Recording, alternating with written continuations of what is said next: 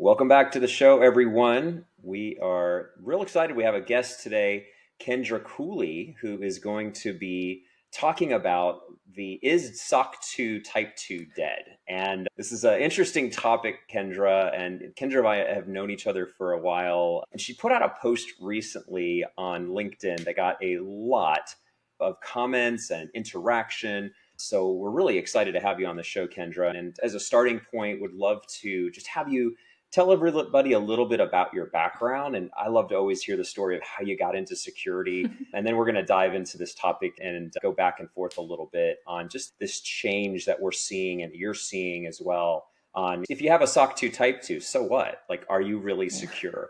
No. So yeah, love to hear you tell just the folks that listening a little bit about your background.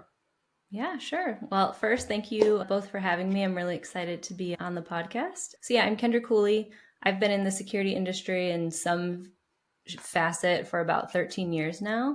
And I got my start as an administrative assistant working for a large insurance company in Michigan, which is where I'm from.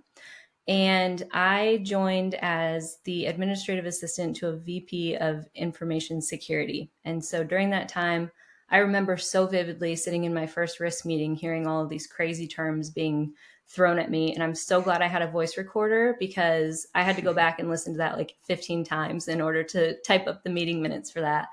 But, over the period of time that I was there, I had the opportunity to start shadowing some of the other folks on the security team. And there was one gentleman in particular that I really, really enjoyed what he was working on. And it was the computer forensics for the organization. And it was a lot of like misuse of company assets. So people doing things on their work machines that they shouldn't be. And I thought, hey, like maybe I should get into this. So I ended up going back to school to get a degree in computer forensics, but had zero intentions of using it for security. I actually thought I was going to try and help put like child predators away, and very quickly realized that just was not for me. And so after feeling like I had wasted about 3 years of my life, my VP that I was working for was like, hey, like, do you realize that everything that you've learned is applicable to security? Why don't you give this a shot? And I'm like, oh, like I had this vision in my head of like being in a dark hoodie in my basement, like just hacking away on a computer, like total isolation. And I'm an incredibly outgoing, like people person. So I was just like, I don't know if that's for me. And so they gave me the task of creating a security awareness program for the entire organization. And this was around the time where like the Ashley Madison hack happened and all that. So I had a lot of juicy things to talk about. And that was where it really clicked for me that at the heart of what security is people. And that has really kind of propelled me through the rest of my journey. So I've been super fortunate to work for companies like Duo Security, Webflow, MailChimp, and then most recently was Flock Safety. And I've done a number of things from like incident response and program development all the way through full scale program building of security and IT. So it's been quite a journey. And then I guess on the personal side, if you'd like to me to share that, Okay. I am a new permanent resident to Canada. I've been here for about 2 years.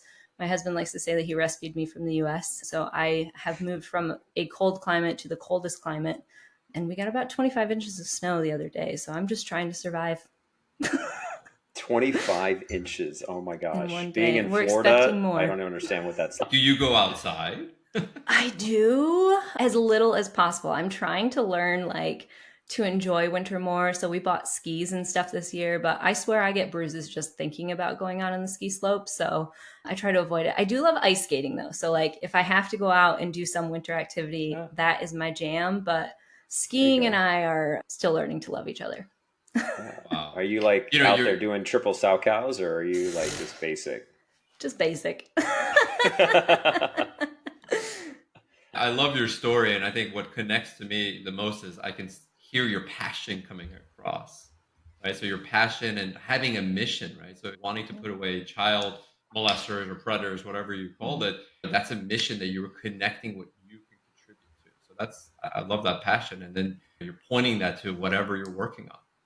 Yeah, I definitely agree. I mean, I was bummed that I couldn't make a go at that in my career, but I also just knew it takes a really special and I would say kind of like hardened person to be able to handle that type of content day in and day out. And it's not me, it's not my personality. So I'm happy that I was able to at least take the skills that I learned there and turn them into something else. Yeah. Well, speaking of passion, I think it's a good transition. The passion that you have to see a true security program was, I think, part of what kind of spurred this idea to put your thoughts and tell us a little bit about how this post came out. They got like 300 different likes and multiple comments, and everybody in the security community seems like they're kind of chiming in on this. And I think it's a topic that we need to dive into, and that's why we wanted to have you on the podcast. But real quick, yeah, the story of how you came up with this was very interesting. Yeah, I was in the shower washing my hair on Wednesday morning, and I was like, I don't know why I was thinking about SOC 2, but crazy shower thoughts. And it kind of hit me that all of the experiences that I've had over the last several years in either getting companies ready for their SOC 2 or like helping them build their programs, and just kind of starting to see this shift with these SOC-in-a-box platforms coming on the scene more and more. And just what used to be when the SOC 2 audits rolled around, the whole company was like all hands on deck, like this is a big deal. And now it just seems like, for better or worse, in my post, I was nervous, I'll just say that, about putting it out there, because you never know what someone called them keyboard warriors, are going to say. So I was nervous about putting something out there that I felt was like somewhat controversial, not necessarily calling out any particular platforms, but basically just lumping a bunch of them together and saying like, look, I think that this is causing a fundamental problem in how we're approaching SOC 2. We've taken a framework or an audit, and we've really just kind of narrowed it so much down and automated it beyond belief, to the point where now it's like the responsibility of one person in an organization. And I don't really feel like that's kind of the heart of where SOC 2 or really any audit comes from. So the post came from a bit of disappointment. I also may or may not have poked at some audit firms by saying that I think they've gotten a little lazy in using these SOC-in-a-box platforms. And I would say overall, the comments were pretty similar. I think there is a general I don't even really know the word, like distaste for this process now in our industry. So it was very interesting to see. It's interesting, Kendra. I've been learning more recently, more hands-on, and I've gone probably through somewhere around 50, 60 audits in the last 6 months, where I'm looking at companies, generally small to medium size, that SOC 2 is basically all they have, right? So they might not have an additional compliance. They might not have an actual security program. This is it for them, right? So I'm identifying that it is a baseline, right, for having a program. And this is being used more of a framework versus a byproduct of a security program, right? And the value is more to their customers than anyone else, right? Imagine all those vendor management programs out there that want to make sure their vendors, especially like in the SaaS space, are secure, right? So typically a SOC 2 report is exchanged when your clients are reaching out and saying, prove to me that you have a security program. They might also add a SIG questionnaire on top of that, which is a general questionnaire that's asking what are some of your key controls. But it's kind of a checkbox exercise at this point, right? It no longer, I think, has the value that I think, to your point, was maybe originally intended, has now very much become a compliance exercise, and it's a minimum standard that your clients are looking for. And I will tell you, it is a minimum baseline, and companies that don't have it are worse off than companies that do have it. Now, does it mean that's where you should stop in terms of what you're trying to achieve in terms of a security program? I would say no, right? What are your thoughts there? I completely agree with you. And I think that's the resounding sentiment that I was getting through a lot of the comments as well. It's like, I do believe that there is a place for SOC 2. And for the last 6 months, I was looking for my new role. And one of the places that I was going was through the Y Combinator list of companies, and just kind of poking around and seeing what new companies were popping up in the startup space. And I was absolutely astounded at the number of companies that I was clicking on that were very much in their infancy, barely had seed funding or Series A funding, and they were SOC 2 compliant. And I'm like, this is really interesting. But then you go and you looked at like their linking company profiles and you search for security. They don't have a security practitioner on staff. And so there is definitely an understanding in our industry that the SOC 2 is basically like your ticket to even get a conversation with that organization. Yeah, I think that's well captured. Yeah, I think it's interesting when a lot of the clients that I've worked with are typically software companies, like where Kendra's really spent most of her time. And typically we would get to this point of a search for a first time head of security. And here's a couple of the reasons, right? Like we're getting just tons of questions from our new clients because we've moved to B, or our new client base is much more strict on security requirements. And so we've got to go through SOC 2 Type 2, right? Like we're working on that. And that used to be kind of like the goal almost like, well, let's just get this done and then we're good. And we'll have a security leader come in and build a small program around it, or hire a security leader and then outsource to managed services, which I'm seeing, unfortunately, to be a much more common move for a lot of smaller companies that just can't afford to build their own teams right now. I think a lot of it's budget driven.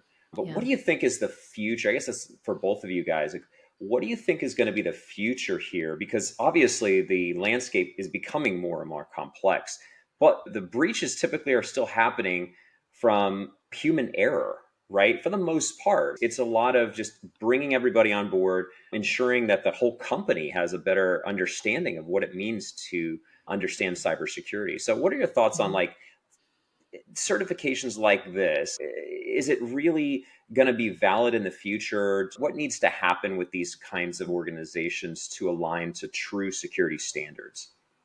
It's a great question. I have kind of two schools of thought there. So for a little bit of background, the last two companies that I joined as security hire number one, their driving force for bringing in a security professional was they wanted SOC 2 Type 2. They were going after the enterprise space, and they knew that that was, as I said before, kind of their ticket in the door to even be considered by customers. And I'm very happy that the two organizations that I joined thought enough to bring in a security professional to help them through that, versus where I think the industry is going now, which is we have so many of these SOC-in-a-box solutions that are literally saying get SOC 2 compliant in 3 days. There's no need. There's no need for people like me anymore. If that's their ticket in the door and that's all that your customers are looking at is making sure that you have a clean SOC report. And a lot of the things that people were bringing up in comments too, it's like almost like pay to play now. You can pay an auditor to get a nice stamped report and then you're good, right? Like who is actually further digging in? And I think it's going to be the larger enterprises who end up having to learn some tough lessons, or even some of those like small, medium businesses who end up learning tough lessons by trusting these third-party service providers and ending up with some type of data leak or whatever before they actually start to invest. So I almost see this as like a get rich quick scheme, almost like from the 90s, where people are just like, okay, how do we get from A to D as quickly as humanly possible without having to spend all of this capital, especially in a time where people are trying to cut costs and do more with less. And I see both sides of it, right? I think these SOC-in-a-box things have a place. I think as security practitioners, there are so many things on our plate on a daily basis. And so having that automation piece is great. But from my perspective, like I still want my auditor to dig in. I don't want them to come in and look at a dashboard and say, oh yeah, this all looks good. No, because I know what's hiding behind the curtain. And I want you to ask those questions. And I rely on my auditors to point out the things that need improvement, because that's how I get budget to continue to build my program successfully. Don't come in and just rubber stamp. Budget and value. Exactly. To add to what you said too, right? And I've been learning a lot more in this space since I've started consulting. Companies that are starting off, right? They're trying to stay lean, right? As they grow, especially like in the SaaS space. So a SOC 2 is a way to at least get that conversation with customers without being thrown out the door, right? It shows that you have something without a whole lot of investment, right? Because if you hire a staff, if you spend money on tools and technologies, these things cost money, right? You're going to be, Mm-hmm. most likely investing early in your life cycle before you're necessarily profitable, which is a Mm-hmm. challenge, right? So they're balancing risk that way, whether it's a calculated decision or uncalculated decision, right? Where it's Mm-hmm. unquantified risk. And a lot of times, what I see is they chug along, having a SOC 2 report and having cybersecurity insurance, and Mm-hmm. also like a managed services to do some of the services that are expected, like security monitoring. So it's really balancing those three things. And then that to them is enough for that moment in time until they get large enough where then it becomes a problem where they have an event to Mm-hmm. example you used. So if I waved a magic wand, right, I don't know if I would do a whole lot different at an early stage for a company as Mm-hmm. well, right? But I think there are ways to bake security in, and I've seen a lot of this being well done. And those are some of the challenges you have if you don't have someone that's security minded early into your platforms. Mm-hmm. You're going to be creating tech debt for yourself, essentially, Mm-hmm. right? And the cost of paying that tech debt later down the road is going to be higher, right? So imagine you don't have security built into how you're authenticating with your application. Well, once that application is live and you have clients on there, it's going to be more expensive now to add the right controls later down the road versus early.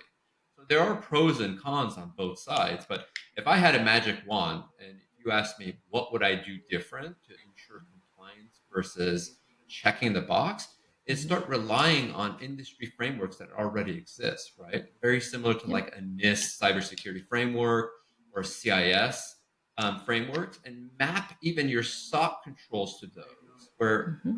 being SOC compliant can be a byproduct of your security focus. Yep. They will be more investments up front, but you can also manage that as well with having a well structured risk management program, right? Where maybe you're not investing in all those controls day one, right? You can add those as you go, but then you're prioritizing and you're discussing which ones are critical today and then which ones can wait. And then you can use that type of framework to continue your maturity going down the road.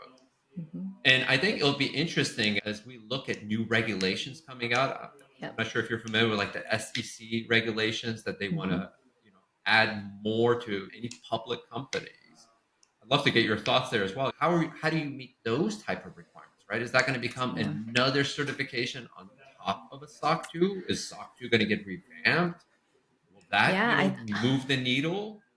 I think those are all excellent questions. And I'm sure it's no surprise to those of us on the call and hopefully those listening, but like these frameworks are generally several years behind the current threats, right? I mean, like think about the fact that NIST only removed password rotation from their list of recommendations in 2018. Like we've all known for years and years that users just change a number at the end. That's not security.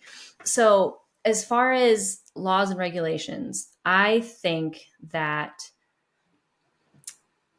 we have to move to a place where companies are held more accountable. But a lot of what we see today in terms of holding those companies accountable is once the breach happens and then they're found negligible. So it's more about taking like a proactive approach to these frameworks and the requirements of security and then actually making sure that they're followed. But I'm sure this is going to be kind of just like a continuous cycle where people are going to see this as an opportunity to automate something or like find an easy button. And we're just going to be back in this, like in this process. So I think a lot of what needs to happen, and again, there were a ton of comments on this in thread too. It's like leadership in these organizations have to actually understand what their threats are. And they have to build a risk management program that meets those. And then we as users of these third-party services have to actually take the time to do our due diligence and understand fully what data they touch, what purpose they're providing. Is it a critical vendor to our business? And assess that way. And again, more comments on this. Like it's nothing that I'm saying here is anything that's like out of this world. The scope of these audits. If you read the scope of some of these SOC 2 reports, they're almost not even useless or not even useful to the platform that you're purchasing or the part of the tool that you've purchased. So we have to go in with such a fine-tooth comb to identify like, okay, sales team, what was that tool that you wanted to use? Oh, well, the scope of the part of the product that you're looking at isn't even included here. So here's my questionnaire that I now have to send out. Well, you can answer anything you want to a questionnaire. There's no one there with a third-party attestation verifying that what they're saying is actually accurate. And 9 times out of 10, if you ask for like vulnerability scan results or things of that nature, they're not going to give that to you because that's internal use only. So where do we go from here? Like, it's an accountability problem. It's so many layers deep. Yeah, it's a discipline problem, I think, as well. I think with the evolution of generative AI, what has that also done? It's caused us to think, oh, we can automate this away. We can automate this and get all of the results and not have to do the work. Yeah, I love your analogy of going back to like the 90s get rich quick schemes. It's like, oh, well, all you got to do is sponsor like 10 people and they do this and I make millions of dollars and I don't have to work anymore. And this is coming from someone who was in a network marketing business for a number of years. But yeah, it's like, this is kind of what we're seeing as far as a mentality shift. So human behavior is really what affects everything in technology, I feel like, right? Because like, it's all about the user using it and the one who's developing it. So you've got a couple interesting problems. You've got a quick shift in technology that's changing the way we think and kind of getting us a little bit lazy on certain things. Then you've got the auditing firms that are kind of also stepping back a little bit. There's less discipline, there's less rigor to be able to continue to increase profits and not have to necessarily bring on folks that are going to require a higher salary maybe, or maybe the training budget goes down so they don't have to spend as much time training these people. So it's all like a ripple effect. I feel like from what I'm seeing, like as a non-technical guy, that's what I see. I don't know. What do you think is as we come back around, right? Like what would be the future predictions of what you're going to see change in this side of the industry?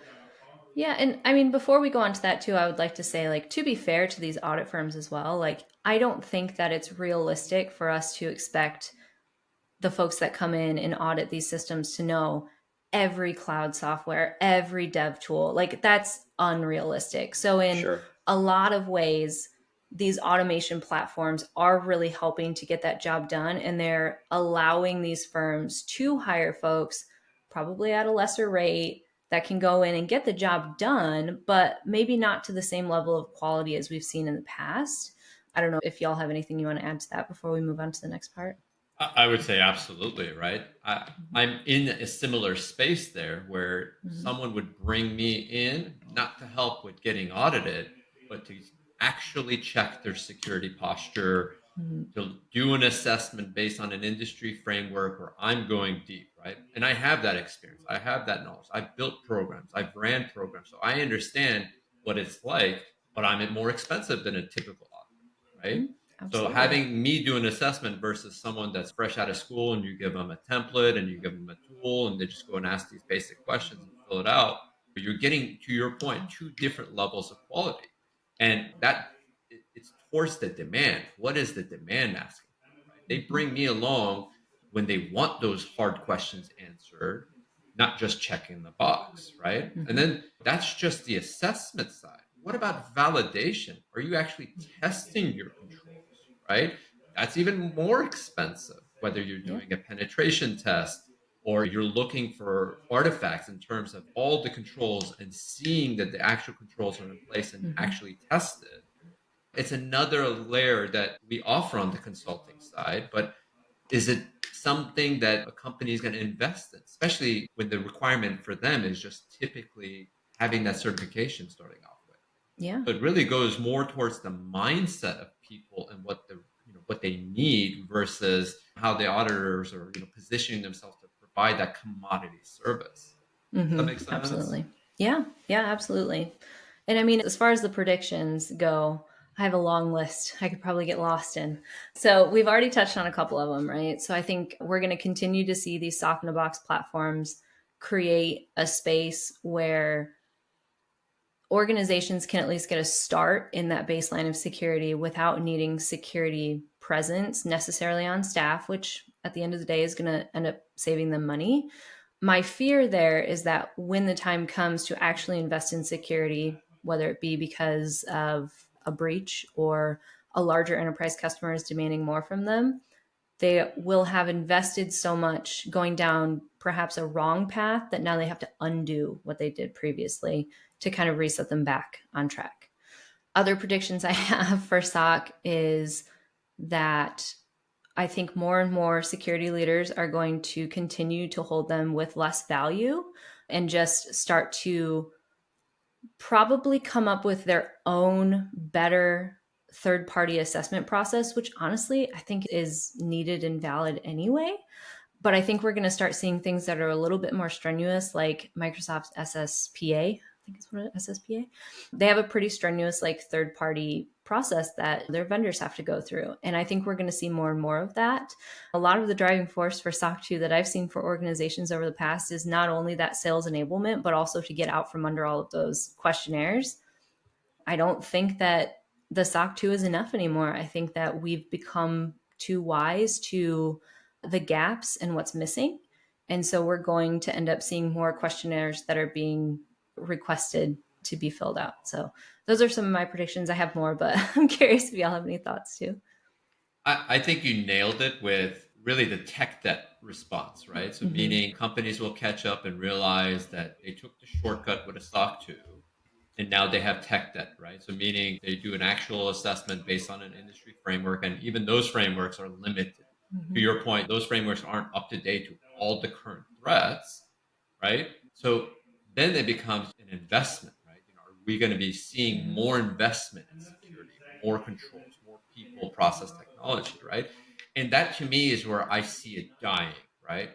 How are you gonna bring people's awareness there, right? And that's where you have great leaders that think about security up front, and then you have leaders that don't want to invest in security and do the minimum that they need.